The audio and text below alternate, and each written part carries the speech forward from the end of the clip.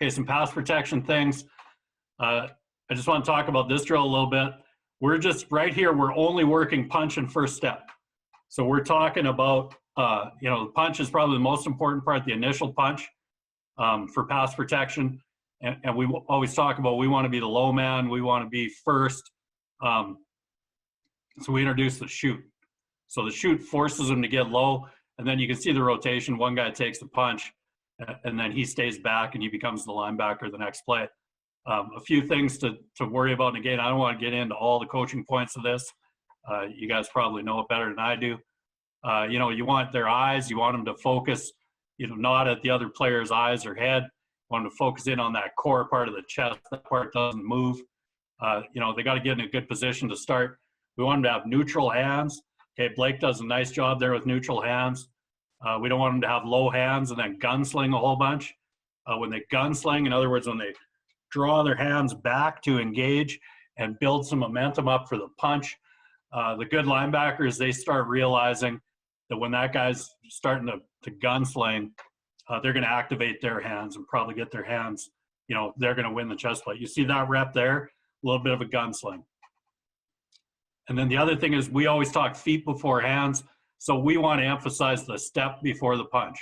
So again, we'll watch Blake. He does a good job here. Neutral hands, okay? Feet before the punch. Good job. We only want the first step here. It's nothing else. This drill looks stupid at times, but okay, that was hands before feet. Okay, now in a real situation, if he shoots his hands out, he may get off balance. It tends to get a little leany, top heavy. See there, Semba, young player for us at that time, he was really focusing on hands before feet, and you'll see him just sort of make a little twitch. And there again was that bit of a gunsling there. So, and we do this on the whistle because again, it's only one step. And then the progression of this drill as you work through it would be now they're going to engage and drive. If you don't want a player doing it, you can do it with a bag, just with a hand shield. Again, I would recommend the shoot. Now they're going to go hands before feet. Then they're going to get good foot fire, and they're going to drive back as you provide resistance. And then the next progression behind that would be they're going to get good foot fire, they're going to drive, you're going to provide resistance, and then you're going to go one direction or another, and they're going to keep resistance with you without crossing their feet or anything like that.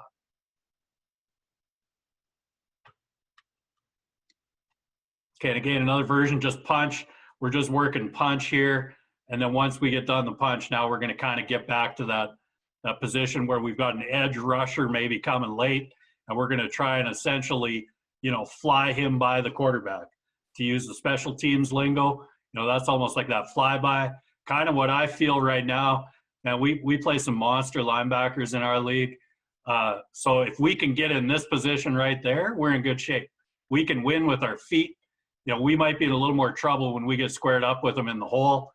We're allowed to cut block a little bit, so that equalizes a few things. But when we can get in that position right here, we can win that with our feet because our feet are better than most of the linebackers. They're a little more stout than us. So and again, we're going to work the punch part of this to start with. You'll see here Trey does a nice job. Neutral hands.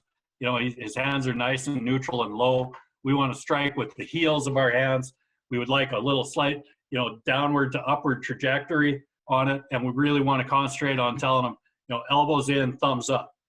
So the young guys always feel strong when they're like this. They feel like a bench press position will be stronger, but it's not. You can't strike as quick as you can like this as well. So, and you're not necessarily doing like double unders up, but we do want to have neutral hands, and we want to force that strike up into the chest plate, and then we'll use some grip tools in there to try and control the direction of the rusher a little bit as well. Okay, I call this Temple of Boom. This is stolen from some old line guys. I think Coach Neal would correct me. This might be called Temple of Doom, but because I call it Temple of Boom, I'm going to keep calling it Temple of Boom. So all you're going to work on is just a punch. You're working on the running back, moving his feet, going laterally. Again, this is the first time we've done this drill. So the guys holding the bags aren't doing a great job either, but as a coach, you stand in behind the running back. You tell which player to activate. He then slides the shield up in the air, and the blocking running back works towards it. And as he works towards it, then they're going to fire the bag down, and he needs to try and punch the bag before it touches him in the helmet. A lot of variations of it. but you can just tell the back to keep one of his post feet forward, so he's not changing the post foot here. You know, Christian would be working this left foot as a post foot. You know, we don't want to step too far and get too overstrided. He's doing a decent job here for the most part for kind of the first time he's run the drill. So I think it's fairly self-explanatory. Easy drill to do. Really works on moving their feet, moving laterally, and trying to keep that front post foot forward.